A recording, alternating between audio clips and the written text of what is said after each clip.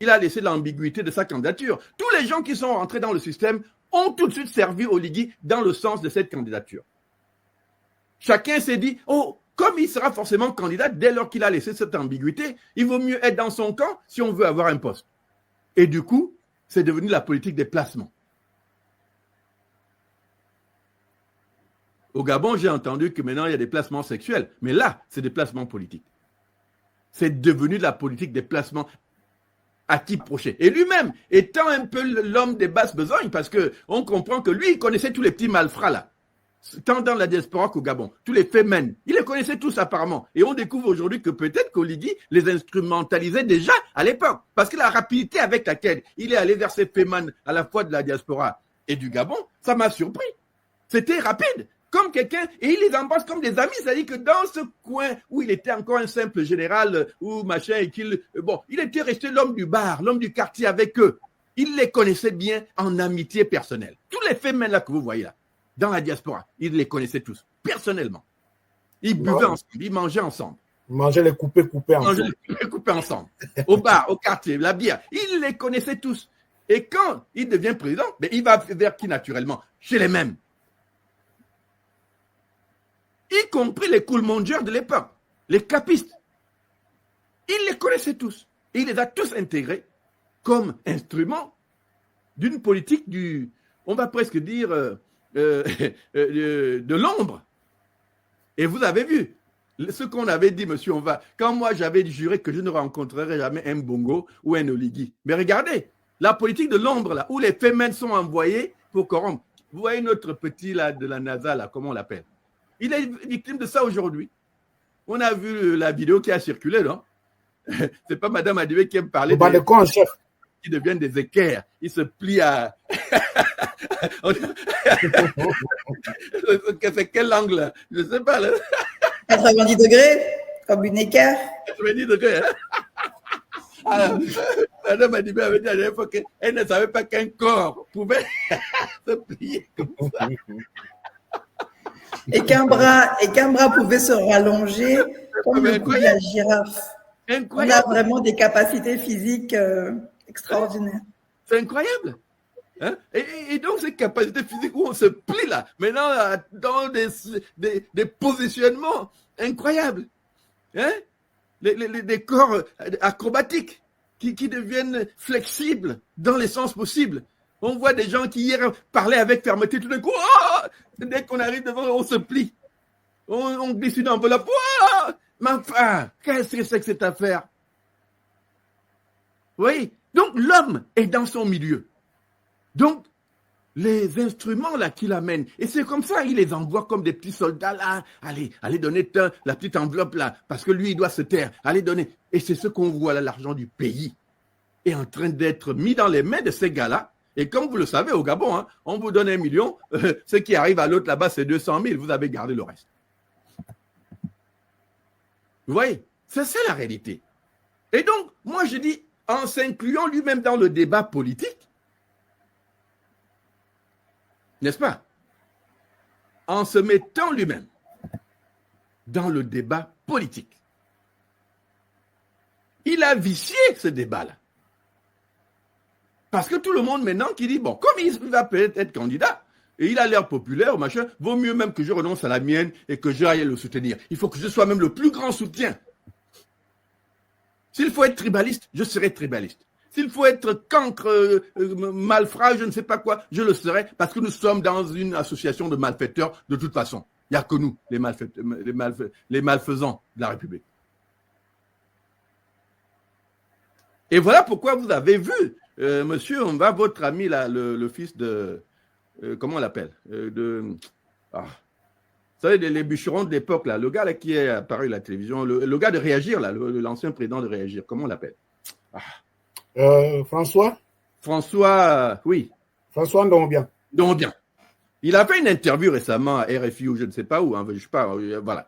Et il vous a dit quoi? Il n'y aura pas de pouvoir civil, il n'y aura pas de candidats militaires au Gabon. Il n'y aura que des candidats civils. Mais en réalité, c'est là que se trouve le subterfuge. Parce qu'eux, ils vont nous dire qu'en fait, puisqu'Oligui peut devenir civil en démissionnant de l'armée, Donc forcément, il n'y a pas de candidat militaire, il n'y a que des candidats civils. Vous voyez, c'est lui qui est venu déjà implanter l'idée. Ne croyez pas qu'il est venu là par hasard. Moi, je l'ai observé. Et j'ai dit, donc c'est ça la stratégie qu'ils ont trouvée pour faire avaler aux Gabonais cette couleuvre. Qu'il suffit de dire qu'il n'y aura pas de candidat militaire, il n'y aura que des civils. Mais oui, si Oligui démissionne, il sera forcément civil. Du coup, voilà. Mais c'est un jeu. Et est-ce que vous croyez que c'est ça que dans la tête des Gabonais, on attendait? Parce que la phrase qui dit « je rendrai le pouvoir » il veut dire « moi, je le rends, je ne suis pas dans ce pouvoir-là ». Quand on rend quelque chose à quelqu'un, on ne se rend pas à soi-même. C'est un paradoxe et c'est une contradiction. Quand on rend, ça doit être une entité autre que soi-même. Parce que si on dit on rend au civil et au bout de ce rendu, c'est vous-même qui êtes le donneur et le récipiendaire de la même chose. Vous n'avez donné à personne. Ça devient une contradiction intenable.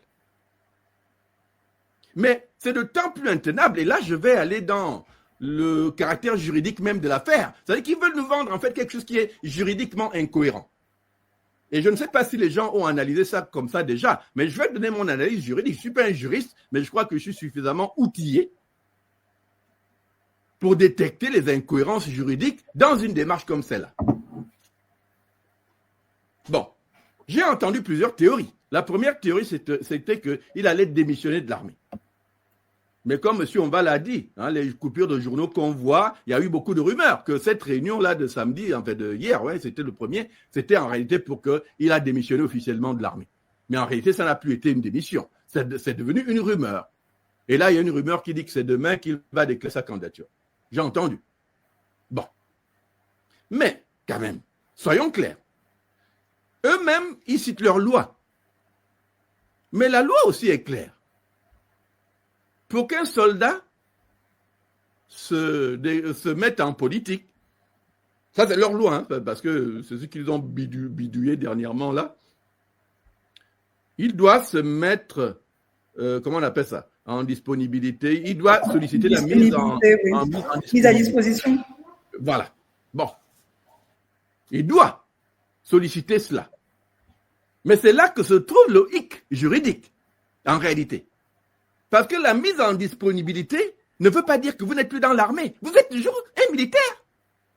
Juridiquement, la mise en disponibilité ne vous dit pas que vous n'êtes plus militaire. Donc, il est toujours général, il est toujours militaire, même dans le caractère de mise en disponibilité. Parce que l'emploi lui est garanti, le statut ne disparaît pas, il est permanent dans ce moment. C'est comme moi, je suis professeur des universités, n'est-ce pas? Je peux demander une mise en disponibilité d'1 an, 2 ans, 3 ans si je veux. Mais sans perdre mon boulot, parce que la garantie de mon emploi est assurée. Oui, je pars sans salaire, mais le statut reste là. Mon emploi n'est pas perdu parce que je peux le regagner dans la période qu'on m'a allouée. Donc, vous voyez que ce subterfuge est en réalité quelque chose qui nous laisse un arrière-goût de faux. Parce que le mensonge se trouve à l'intérieur. Oui, il n'y aura que des civils, sauf que si vous n'êtes qu'en mise en disponibilité, vous n'êtes pas encore un civil, vous êtes toujours un militaire. Donc, si Oligui proclame sa candidature dans un état de mise en disponibilité ou en étant toujours militaire, il est en train de le faire en réalité illégalement parce que la loi lui interdit de déclarer sa candidature en tant que militaire, d'accord? Et deuxièmement, la loi devrait aussi lui interdire de déclarer sa candidature dans un état de mise en disponibilité parce que dans ce moment-là, il est toujours militaire, il n'a pas perdu son emploi. Mais en fait, même, excusez-moi, professeur, mais la mise en disponibilité, c'est une suspension du contrat de travail. Mais c'est pas une suspension de votre fonction, c'est-à-dire qu'il demeure militaire et on sait que c'est comme beaucoup de professions, en fait, même étant retraité. Et pourtant, vous n'êtes plus retraité, mais vous êtes respecté pour le grade que vous occupiez et on continue en fait à le reconnaître, sauf si vous êtes sorti de ce corps totalement armé et que vous n'y appartenez plus. Donc en réalité, la disponibilité, c'est la suspension qui permet de se libérer. Mais je vais plus loin pour dire que la suspension n'est pas une annulation de contrat de travail. La suspension veut dire que vous êtes toujours employé. C'est ça que ça veut dire. Et vous pouvez revenir à tout moment. Chose. La suspension n'a jamais voulu dire c'est fini. Vous êtes toujours employé, sauf que vous n'êtes pas payé, mais vous êtes toujours employé. Parce que quand vous n'êtes pas employé, il n'y a pas de garantie de l'emploi, vous partez, on vous enlève, c'est tout. Là, la suspension n'annule pas. Il est toujours employé de l'armée gabonaise. Parce que la suspension, on peut vous la donner pour plusieurs raisons. Vous-même vous la demandez. Ça peut être une question de maladie longue, machin, où il y a des choses qui peuvent être négociées. Mais on vous dit, vous êtes toujours là, sauf que vous n'êtes pas payé parce que les circonstances dans lesquelles vous êtes, voilà, mais vous êtes toujours là. Et à tout moment, vous pouvez dire, bon, ok, je reviens tout de suite, on vous reprend. Il n'y a pas à négocier quoi que ce soit. Vous êtes toujours dans l'emploi. Donc, j'essaie de dire aux compatriotes que ce côté-là doit être clarifié. Pourquoi? Parce qu'il n'y a que la démission de l'armée qui fera qu'Oligui devienne pleinement civil. La mise en disponibilité, s'il ose déclarer sa candidature pendant qu'il est en mise en disponibilité, il est en totale contravention de la loi. Je le dis bien, parce qu'il le fera en tant que militaire. Donc, il peut le faire maintenant, ce sera contre la loi. Il peut le faire en état de mise en disponibilité, ce sera toujours la même chose. Et il a donc besoin absolument de démissionner pour devenir civil. Or, vous voyez les subterfuges qu'ils sont en train de faire là. Ils ont hésité, monsieur, on va essayer de toucher tout à l'heure. Ils ont réfléchi tout de suite. Quelqu'un leur a dit, oh, attendez, s'il démissionne, c'est fini. Vous voyez, ils ont arrêté ça en cours. Quelqu'un a dû dire, oh, patron, si tu fais le discours là, maintenant, là, patron, mais non seulement tu es foutu, nous aussi on est foutu, tu vas nous enlever le pain. Parce que toi, si tu n'es plus le patron des armées, qui va encore contrôler? Parce que demain, les autres peuvent juste t'enlever, mais non, tu n'es plus l'armée, là, c'est fini. Hein? Un autre armée dit, bon, il n'est plus avec nous, il n'est plus général. Donc, on lui fait le même coup qu'on a fait à Libongo, puisque c'est maintenant un civil à part entière. Il va encore contrôler quelle armée? Tu n'es plus général, tu ne peux plus contrôler la GR, tu ne peux plus rien faire. Donc, vous voyez qu'Oligui est en fait pris devant trois étaux, enfin, le poids de trois étaux. Le premier, c'est que lui-même n'est pas en réalité éligible.